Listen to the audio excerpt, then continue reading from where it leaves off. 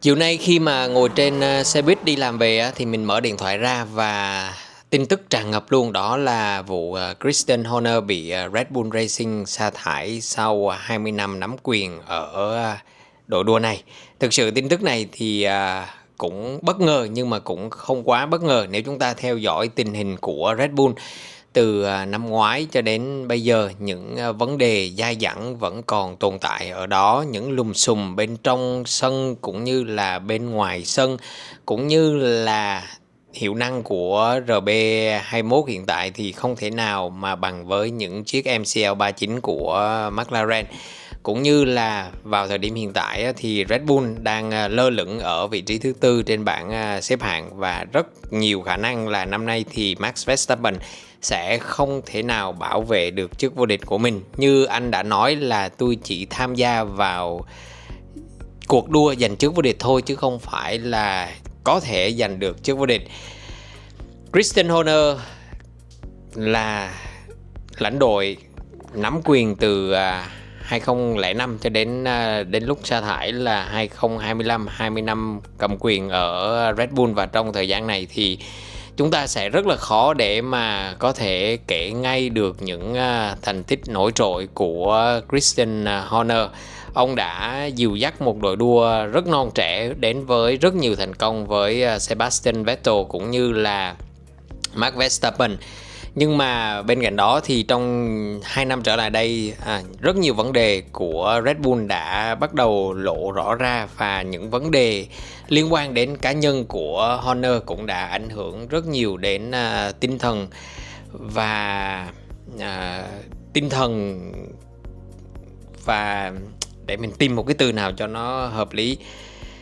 Thôi mình tạm dùng từ tinh thần đi. Ảnh hưởng rất là nhiều đến tinh thần của anh em đội ngũ nhân viên ở trong Red Bull, và giới lãnh đạo cũng không hài lòng với những cái chuyện này, cũng như là hiệu năng của chiếc xe RB thực sự là không thể nào bằng những chiếc McLaren càng ngày càng đi xuống. Chỉ có tài năng đặc biệt của Max Verstappen mới có thể là níu giữ phần nào đó hình ảnh của Red Bull ở mùa giải năm nay. Đã có 2 chiến thắng rồi, nhưng mà phong độ cũng như là đẳng cấp của RB21 đi xuống chứ không có chuyện là đi lên. Cùng với đó là việc thay đổi tay đua số 2 của đội Liam Lawson bằng Yuki Tsunoda. Sự sa thải của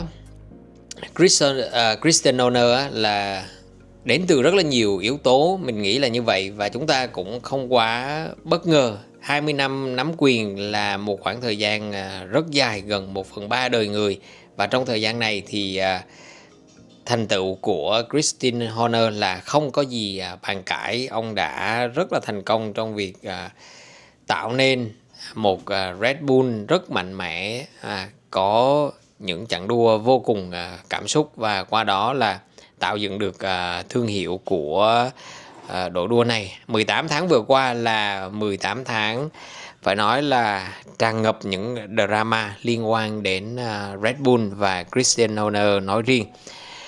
Sau khi mà sa thải Christian Horner thì Red Bull cũng bổ nhiệm luôn là lãnh đội của Racing Bulls vào thời điểm hiện tại, đó là ông Laurent Mekies. Red Bull cũng cảm ơn những đóng góp, sự xây dựng và những thành tựu của Horner trong suốt 20 năm vừa qua. Rất là khó vào thời điểm này để chúng ta có thể nhìn lại một sự nghiệp dài 20 năm như thế anh em. Rất khó ha. Chúng ta có rất là nhiều góc cạnh và mỗi người đều có một góc nhìn riêng về những gì mà Horner đã làm được và những gì Horner có thể làm nhưng mà không thể làm được. Nên là video ngày hôm nay mình chỉ nói một cách vắn tắt và ngắn gọn. Mình cũng chưa có đọc những cái bài phân tích quá sâu liên quan đến chuyện mà Red Bull sa thải Horner, nhưng mà tin tức thì đã bay đi khắp thế giới rồi. Laurent Mekies sẽ thay thế vị trí của Horner trong thời gian còn lại của mùa giải. Điều mà mình cảm thấy bất ngờ đó là quyết định này là có hiệu lực ngay lập tức. Chẳng hạn như là nếu như mà Horner sẽ rời đội đua vào cuối mùa giải này thì chúng ta cũng cảm thấy đó là một cái điều gì đó trọn vẹn. Dù chúng ta đã dự đoán được kết cục này từ rất lâu rồi, nhưng mà việc Red Bull sa thải Horner ngay lập tức luôn, coi như là rời đội ngay lập tức luôn, không biết là có kịp thu dọn vali hay không, nhưng mà điều này tạo nên rất là nhiều sự bất ngờ. Nếu như từ đây đến cuối mùa giải thì Horner vẫn có rất là nhiều kế hoạch, rất có nhiều dự định để mà thực hiện, nhưng mà vấn đề là bây giờ đã bị sa thải ngay lập tức rồi, nên rất là khó để mà Horner có thể là thực hiện những cái dự định của mình với Red Bull. Mình cũng không hiểu tại sao Horner lại mất đi cái sức đàm phán của mình trong cái việc mà sa thải ngay lập tức hay là sa thải từ đây đến cuối mùa. Mình sẽ tìm hiểu thêm và sẽ thông báo với anh em trong thời gian sắp tới. Khi mà Horner bị sa thải thì dĩ nhiên sẽ dẫn đến rất là nhiều hệ lụy khác nhau. Tương lai của Max Verstappen như thế nào? Rồi tương lai của Christian Horner ra làm sao? Đấy là những câu hỏi mà rất nhiều người muốn biết vào thời điểm này. Horner sẽ đầu quân cho đội nào? Rồi mặc dù là có hợp đồng tới 2028, nhưng mà điều khoản giải phóng hợp đồng của Max Verstappen chắc chắn sẽ được tung ra trong thời gian sắp tới, và Mercedes có thể là một bến đỗ đầy tiềm năng cho tay đua người Hà Lan.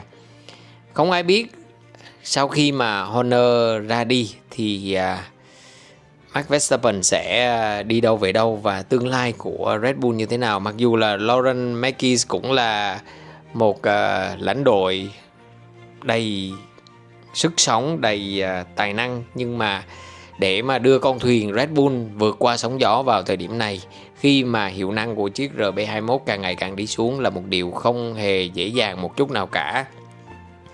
Chiếc RB21 sau khi mà mất đi rất là nhiều nhân tố quan trọng liên quan đến kỹ thuật, chẳng hạn như là Adrian Newey hay là một số nhân vật mà mình không nhớ tên lắm, liên quan đến việc thiết kế cũng như là vận hành chiếc xe qua các đội đua khác thì chúng ta thấy là đó là một điều rất là đáng tiếc. Những cái mất mát như thế làm cho chiếc RB21 không có một cái sự tiến bộ nào, không có một cái sự vươn lên nào. Trong khi đó thì các đối thủ như là McLaren hay là Mercedes tìm được cái sự đi lên cho chiếc xe của mình. Trong khi đó thì Red Bull RB21 càng ngày càng đi xuống, và sự sa thải của Christian Horner giống như là tổng hợp tất cả những gì đã xảy ra trong khoảng 2 năm trở lại đây. Chúng ta biết một ngày nào đó, sớm hay muộn thôi, Horner sẽ rời Red Bull.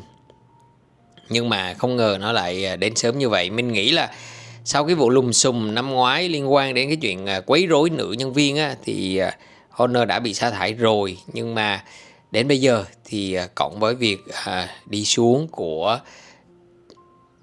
xuống liên quan đến thành tích của đội đua, thì giới lãnh đạo của Red Bull đã quyết định là đã đến lúc cần có sự thay đổi.